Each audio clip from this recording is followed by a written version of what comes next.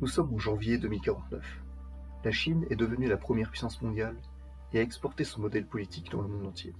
L'influence des États-Unis est éclipsée par une myriade de régimes fantoches inféodés à Pékin, dirigeant la plupart des États du monde, dont la France. Les derniers pays réellement démocratiques ne se comptent que sur les doigts des mains. La grande majorité de la population mondiale, elle, vit dans un climat de surveillance permanente et de dévotion totale à l'autorité.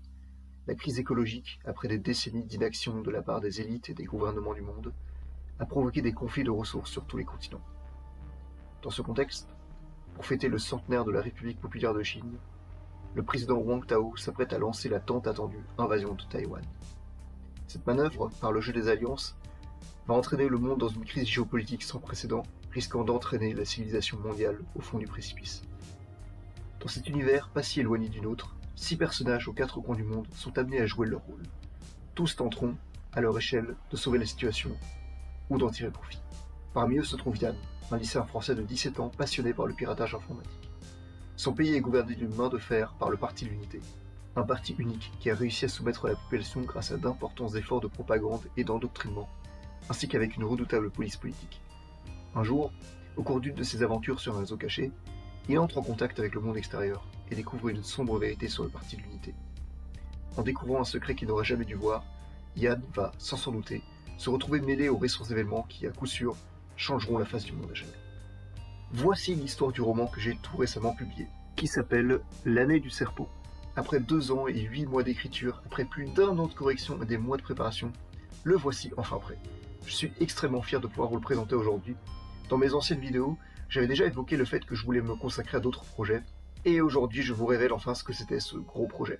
Donc comme vous avez pu le deviner avec l'intro, c'est un roman d'anticipation dystopique qui explore les thèmes du totalitarisme, de la polarisation politique, de la violence idéologique, de la censure médiatique et de la réécriture des événements, ainsi que des ingérences étrangères, et met en lumière la fragilité de nos démocraties actuelles. Des thèmes du coup qui sont abordés du point de vue subjectif des différents personnages. Le récit aborde également des thèmes autour de la géopolitique et de l'écologie, et sur les conséquences pas inévitables, mais quand même probables, des décisions qui sont faites aujourd'hui par nos dirigeants et par les tendances autoritaires qui gangrènent progressivement les différents pays d'Europe, et ce, quelle que soit la position sur le spectre politique.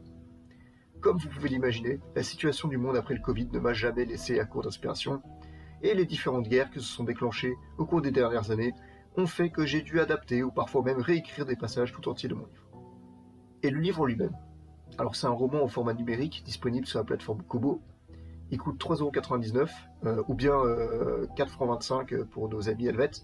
Et je vous mets évidemment le lien dans la description.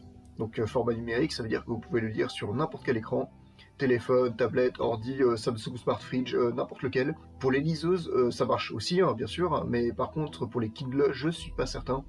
Je pense pas que le suprême leader Jeff Bezos autorise des œuvres en dehors du catalogue d'Amazon à être disponibles sur les Kindle. Je vous invite vivement à découvrir cette histoire que j'ai écrite, mais je vous préviens quand même, c'est un roman assez long. Mon document Word il fait 750 pages, donc vous êtes prévenus. C'est évidemment le travail de plusieurs années, donc j'en suis très fier, et je ne remercierai d'ailleurs jamais assez toutes les personnes qui m'ont aidé, comme mes bêta-lecteurs, ou bien la graphiste qui m'a réalisé la couverture que vous voyez ici. C'est pas la première fois que j'écris un livre, mais c'est la première fois que je vais jusqu'à la publication, et dans ce cas l'auto-édition.